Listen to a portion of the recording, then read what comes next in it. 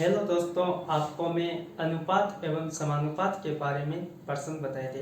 आज भी मैं आपको अनुपात एवं समानुपात के बारे में कुछ प्रश्न बता रहा हूँ। आपको ये प्रश्न इतना सरल तरीके से बताऊंगा, आप देखते ही उनका उत्तर निकाल सकते हो, क्योंकि इसमें आपको ज़्यादा हार्ड नहीं बताऊंगा। एकदम सिंपल तरीके से शॉर्ट ट्रिक के माध्यम से आपको हल करवाएंगे। दोस्तों, आज का पहला क्वेश्चन कौन सा है, इनको कैसे हल करना है, इसके बारे में मैं आपको बताऊंगा। आज का पहला क्वेश्चन है दोस्तों, आज का पहला क्वेश्चन है P और Q के I का अनुपात 3:4 है तथा उसके व्यय का अनुपात 2:3 है। यदि इनमें से प्रत्येक 6,000 रुपए की बचत करता है, इनमें से प्रत्येक 6,000 रुपए की बचत करता है तो P की आय है। तो P की आय है दोस्तों, P की आय कितनी है? 20,000 रुपये, B 12,000, C 18,000 रुपये और D 16,000। इनमें से कौन सी आय है जो P की आय है? यहाँ पे देखो दोस्तों, इनको शॉर्ट ट्रिक के माध्यम से हल करेंगे। यहाँ पे देखो अनुपात P और Q का अनुपात दिया गया, P अनुपात Q। यहाँ पे देखो P का 3:4, 3:4 ये दिया गया। दोस्तों ये क्या है? I का अनुपात, ये I है। और फिर देखो दोस्तों, उनके व्यय का अनुपात, व्यय कितना है? व्यय यहाँ पे देखो व्यय का अनुपात है 2:3। यहाँ पे देखो दोस्तों, इन दोनों का अंतर देखो बराबर है। इनका देखो 4 में से 3 घटाएंगे अनुपात 1।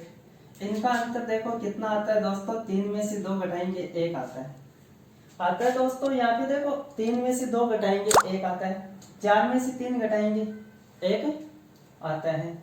फिर देखो दोस्तों, यहाँ पे क्या लिखा है? 1:बराबर। यहाँ पे देखो 1 है और प्रत्येक का 6,000 रुपए की बचत करता है। कितना है? 1 के बराबर कितना है? 6,000 रुपए है। यहाँ पे देखो दोस्तों, 1 के बराबर 1 का वैल्यू 6,000 के बराबर, यानी ये दोनों बराबर है। बचत है, प्रत्येक की बचत, यानी इनमें से घटाएंगे, ये आय है, आय में से वही घटाएंगे तो बचत आएगी। तो 1 के बराबर कितना है दोस्तों? 6,000 है। तो यहाँ पे देखो प्रश्न में लिखा है P की आय क्या है, तो यहाँ पे देखो P की आय कितनी है? 3। यहाँ पे देखो कितनी है? यहाँ पे 3 कितनी होगी दोस्तों? यहाँ पे 3 इंटू 6,000 कितना होगा? यहाँ पे देखो P की आय कितनी होगी? 3 इंटू 6,000 तो कितनी होती है? 18,000 रुपये। कितनी आ गई? P की आय आ गई दोस्तों 18,000 रुपये आ गई। सी ऑप्शन सही है।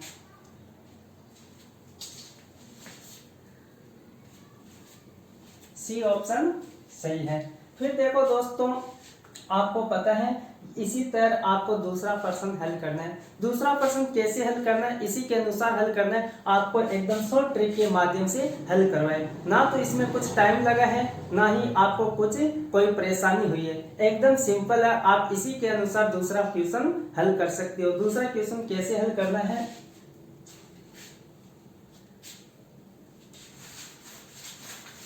Question number 2।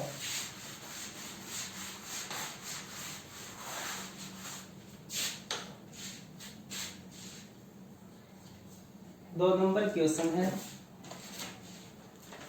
H तथा W की, H तथा W की, H तथा W की मासिक आय का अनुपात,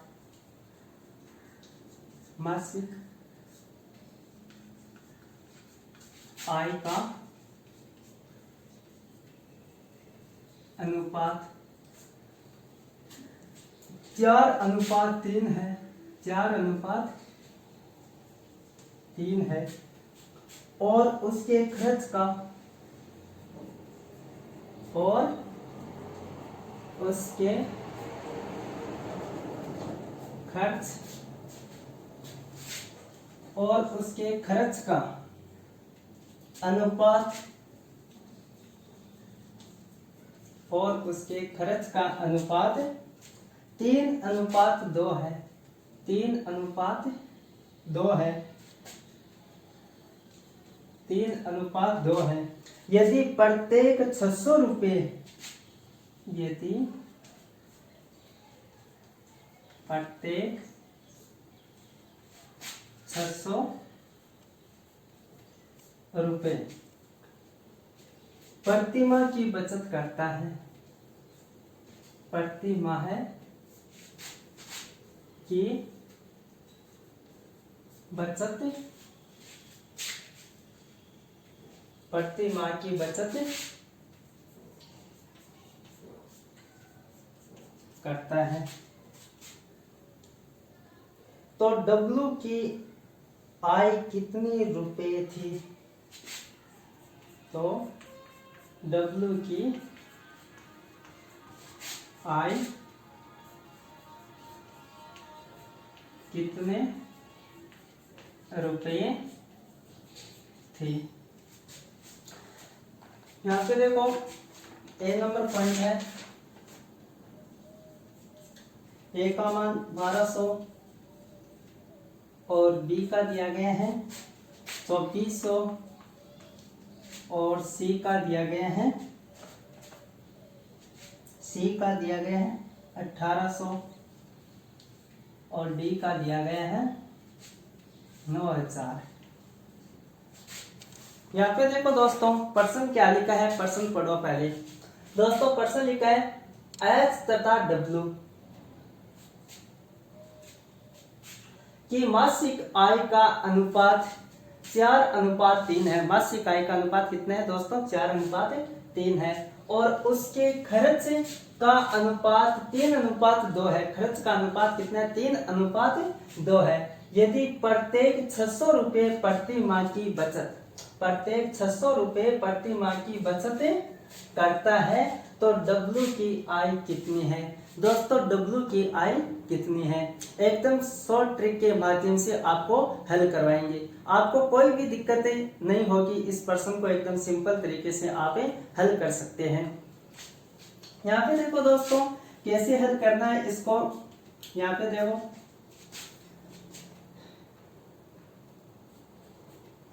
H अनुपात W, यानी H को हस्बैंड और वाइफ।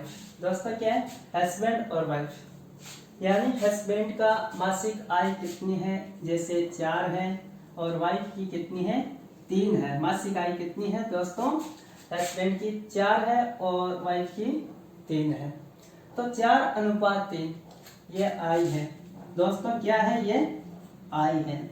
और यहाँ पे देखो उसके खर्च कितना है, यानी व्यय कितना है? खर्च 3, यानी हस्बैंड का खर्चा 3 है और वाइफ का कितना है दोस्तों? 2 है।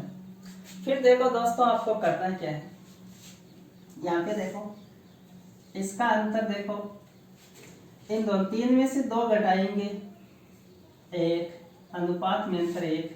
इनमें यहाँ पे देखो अंतर कितना है? दोनों का अंतर सेम है। यहाँ पे देखो 4 में से 3 घटाएंगे, यानी अनुपात में अंतर कितना है दोस्तों? 1 है। कितना है? 1 है।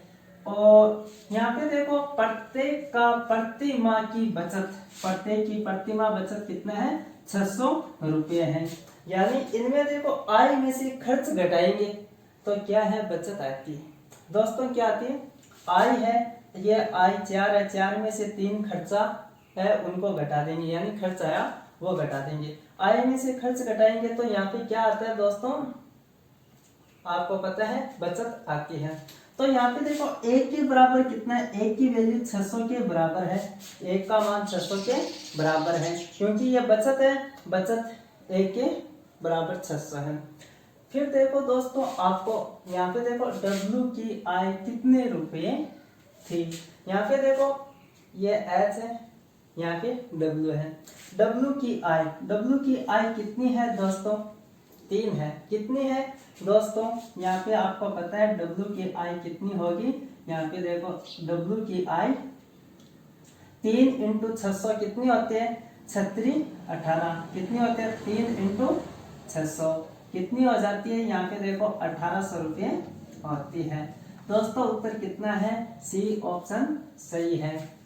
यानी इसमें क्या लिखा है? W की आई कितनी रुपए थी। दोस्तों आपको इस प्रश्न को इस प्रकार भी पूछ सकते हैं। कैसे पूछा जा सकता है? यानी इस प्रश्न को यहाँ पे H की आई कितनी है, तो H की आई कितनी आएगी? यहाँ पे देखो 600 से गुणा कर दो, 4 6 24, तो H की आई कितनी आती है?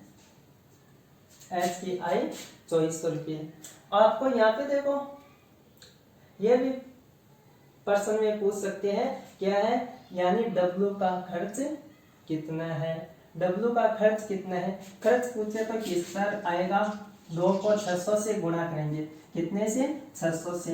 यहाँ पे देखो खर्चा कितना आ जाता है? खर्च कितना आएगा? W का खर्च आ जाएगा 1 छंग 2 छंग 1200 रुपये। खर्चा पूछे तो ये 1200 आ जाता है। और H का खर्चा पूछे तो H का खर्च कितना है? वही कितना है H का? तो H को कितना है? यहाँ पे देखो 600 से गुणा कर देंगे, 36 18। यहाँ पे देखो ऐसे भी कोई भी प्रश्न किसी प्रकार पूछा जा सकता है परीक्षा में, आपको कोई भी दिक्कत नहीं है। यानी आपको W का पूछे तो W का बताना है, H का पूछे तो H का बताना है, खर्च पूछे तो खर्च आ जाता है।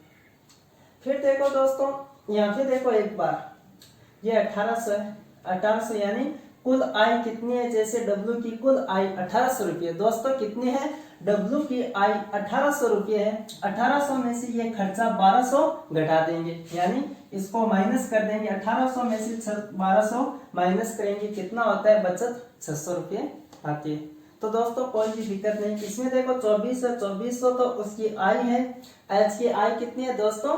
2400 रुपये है। और खर्च कितना है? खर्च 1800 रुपये। 2400 में से 1800 घटाएंगे तो इसकी बचत कितनी आएगी? 600 रुपये आएगी। दोस्तों कोई दिक्कत नहीं, आपको किसी प्रकार प्रश्न पूछा जा सकता है, आप उसके अनुसार उत्तर दे सकते हो।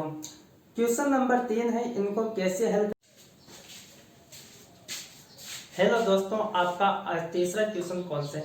आपको मैंने पहले भी बताया था, क्योंकि आप ये मोबाइल और मीटिंग होने के कारण मैं वीडियो लगातार नहीं बना पा रहा हूँ, इस कारण आपको टुकड़ों में मैं बता रहा हूँ। आपको पता है जो पसीने से नहाएगा वो इतिहास बदलेगा, जो पसीने से नहाएगा वो इतिहास बदलेगा, जो पानी से नहाएगा वो केवल लिबास बदलेगा। दोस्तों आपको पसीने से नहाना है, नहीं कि आपको पानी से नहाना है। आपको इतिहास बदलना है, आपको इतिहास बदलना है। आज का तीसरा क्वेश्चन कौन सा है दोस्तों? आज का तीसरा क्वेश्चन है, अमित और बीरी की वार्षिक आय 3:2 के अनुपात में है, जबकि उसका खर्च 5:3 के अनुपात में है। तदनुसार यदि उसमें प्रत्येक वर्ष अंत में बचत 1000 रुपये हो तो अमित की वार्षिक आय कितनी है? दोस्तों कितनी है? 9000 रुपये, 8000 रुपये, 7000 रुपये और डी 6000 रुपये। इनमें से कौन सा उत्तर सही है? दोस्तों यहाँ पे देखो कैसे हल करना है इस प्रश्न को। यह प्रश्न है इनका अमित और बीरी। यहाँ पे देखो अमित है, अमित का आय कितनी है? अमित की आय है 3:2 और उसका खर्च कितना है? खर्च है 5:3। यहाँ पे देखो दोस्तों ये मान छोटा है, इसे इनको 100 से गुणा कर दो, कितना हो गया? 4:3:6। इनको 2 से, इनको 2 से गुणा करने पर यहाँ पे देखो, फिर देखो इनको और इनका अंतर कितना आएगा दोस्तों? 6 में से 5 घटाएंगे, कितना आता है? 6 में से 5 घटाने पर 1 आता है। और इनमें 4 में से 3 घटाएंगे दोस्तों, अनुपात का अंतर 1। अनुपात में अंतर कितना आता है दोस्तों, 1 आता है। फिर देखो 1 अनुपात के बराबर, यहाँ पे बचत कितनी है दोस्तों, बचत कितनी है, 1000 रुपये है। कितनी है, वर्ष के अंत में बचत 1000 रुपये। 1 अनुपात के बराबर कितना है, 1000 रुपये है। तो 1 के बराबर कितना है, 1000 रुपये है। तो यहाँ पे देखो दोस्तों क्या लिखा है, अमित की वार्षिक आय कितनी है। दोस्तों अमित की वार्षिक आय कितनी है, अमित की वार्षिक आय, ये अमित है, अमित की आय कितनी होगी, यहाँ पे देखो ऊपर संख्या कितनी है, 6, तो कितनी होगी, अमित की वार्षिक आय कितनी होगी, 6 इंटू कितना है, 1000 के बराबर, एक का मान कितना है, 1000 की, तो कितनी हो गई, 6000 रुपये हो गई।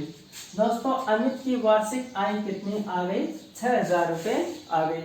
दोस्तों आपको यह भी पूछा जा सकता है बीरी की वार्षिक आय कितनी है, तो 1000 को 4 से गुणा कर देंगे, 4 इंटू 1000, 4000 हो जाते हैं। इसकी वार्षिक आय कितनी हो जाती है, 4000 रुपये, क्योंकि इसको 4 से 1000 को 4 से गुणा करने पर। और आपको इसमें खर्च भी पूछा जा सकता है, यानी किसका खर्च, अमित का खर्च कितना है। तो दोस्तों अमित का खर्च कितना आएगा, 1000 इंटू 5, 5 इंटू 1000 कितना हो जाता है, 5 इंटू 1000, 5000 हो जाता है। अमित का खर्च कितना आ जाता है, 5000। और बीरी का खर्च कितना आ जाता है, 3000। बीरी का खर्च कितना है, 1000 इंटू 3, तो दोस्तों कितना आ गया, 3000। आपको किसी भी प्रकार से यह प्रश्न पूछा जा सकता है, आप किसी भी प्रकार से पूछे इनका हल निकाल सकते हो, इसमें आपको कोई दिक्कत नहीं है। दोस्तों आपको वीडियो कितना अच्छा लगा आप कमेंट द्वारा जरूर बताना, और दोस्तों के साथ शेयर करना। आप YouTube पर नए हो तो चैनल को सब्सक्राइब जरूर करना।